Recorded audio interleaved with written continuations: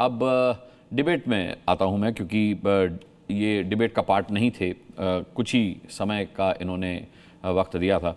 Doctor Ajay Alok, देखिए विपक्ष ये कह रहा है आपके इस जवाब पर कि भाई बीजेपी फिल्में नहीं बनाती, ठीक बात है, लेकिन फिल्में बनवाई तो जा सकती हैं, फिल्म एक्टर बनाते हैं, डायरेक्टर बनाते हैं, वो बात ठीक है, लेकिन इसे प्रोपेगेंडा फिल्म कहकर के साफ तौर पर यह आरोप भी लगाया गया है कि इस फिल्म के पीछे बीजेपी है, ये प्रोपेगेंडा बीजेपी फैलवा रही है, ये फिल्में बनवाई जा रही हैं। और ये धुरंधर 2 पहली फिल्म नहीं है जिस पर यह आरोप लगा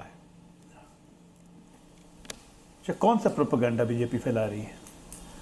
धुरंधर 1 या धुरंधर 2 में क्या दिखाया गया है?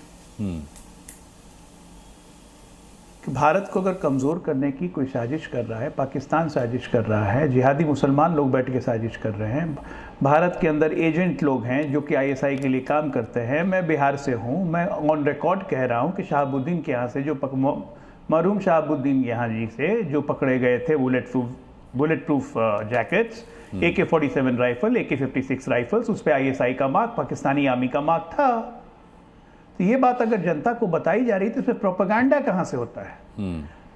नोटबंदी को हम कहते हैं कि अभूतपूर्व था, क्योंकि टेररिस्ट की कमर तोड़ दी गई थी। पाकिस्तान के पास जो नकली नोट छापने के ब्लैक बॉक्स थे वो हम लोगों ने डिस्ट्रॉय कर दिए। अजय आलोक, ये मास्टर स्ट्रोक था, तो इसमें प्रोपेगेंडा कहां है? नहीं, ठीक है, फिल्म में मास्टर स्ट्रोक दिखाया गया है, लेकिन क्या वो मास्टर स्ट्रोक था, इस पर भी तो चर्चा होगी। कितना काला धन निकला, कितने जाली नोट निकले, इस पर भी तो एक लंबे समय तक चर्चा चलती रही। अनुराग जी, ये चर्चा तो हो चुकी है, तो पॉलिटिकल डिस्कोर्स का विषय है कि नोटबंदी कितना सक्सेसफुल हुआ, कितना नहीं हुआ। कितना सक्सेसफुल हुआ हम भी जानते हैं, कितना नहीं हुआ बाकी लोग भी जानते हैं। देश की अर्थव्यवस्था का क्या हाल हुआ कि हम तीसरे चौथे इकोनॉमी पे पहुंच गए नोटबंदी के बावजूद। 16 में नोटबंदी हुई, आज 26 में हम चौथे स्थान पे खड़े हैं। नोटबंदी से अगर हमारी घरेलू अर्थव्यवस्था MSME अगर ये वो तबाह हो जाती और अगर हमारे अनऑर्गेनाइज सेक्टर तबाह हो जाता तो आज तो हम चौथी पे नहीं पहुंचते, हम $4.8 ट्रिलियन की इकोनॉमी नहीं होते। तो नोटबंदी कहीं ना कहीं सक्सेसफुल हुई। जो अर्थव्यवस्था में नकली नोट का एक कारोबार हमारे अर्थव्यवस्था को घून लगा के चाट रहा था, वो खत्म हुआ। हाथ कंगन को आरसी क्या, पढ़े लिखे को फारसी क्या? मुझे तो यही समझ में नहीं आ रहा है प्रोपेगेंडा किस बात का। धुरंधर 2 एक मूवी है। आप मूवी बनाते थे पहले और कोई ऑब्जेक्शन होती थी, आप भगवान शंकर को कहते थे मैं तुम्हारे मंदिर में नहीं आऊंगा, और 786 का बैच अपने अंदर लगा के चलते थे। ये क्या था? एक मूवी आती थी जिसमें शंकर भगवान से लेके गणेश भगवान से लेके तमाम देवी देवताओं का मजाक उड़ाते चले जाते थे, वो बड़ा अच्छा था भाई, वो प्रोपेगेंडा नहीं था। एक धर्म को जबरदस्ती नीचे दिखाने की कोशिश करती गई, वो अच्छा नहीं था। धुरंधर 1 धुरंधर 2 में इस्लाम का एक बार भी नाम आया है? सेंसर बोर्ड पर सवाल उठा रहे हैं, नहीं, एक मिनट, मैं आ रहा हूं। डॉक्टर अजय आलोक, इस सवाल आप किस पर उठा रहे हैं?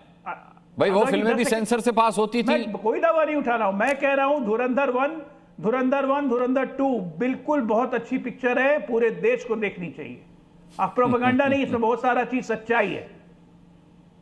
ठीक है, तहसीन पूना वाला मुस्कुरा रहे हैं और जब और हमारे भारत के, और मैं बता देता हूं एक लाइन और का खत्म करूंगा। अच्छा, जोड़ दीजिए। हाँ, हमें भारत और बांग्लादेश, हमें भारत को पाकिस्तान बांग्लादेश से उतना खतरा नहीं है जितना घर में बैठे हुए छुपे जिहादियों से खतरा है, जिसको स्लीपर सेल्स कहते हैं।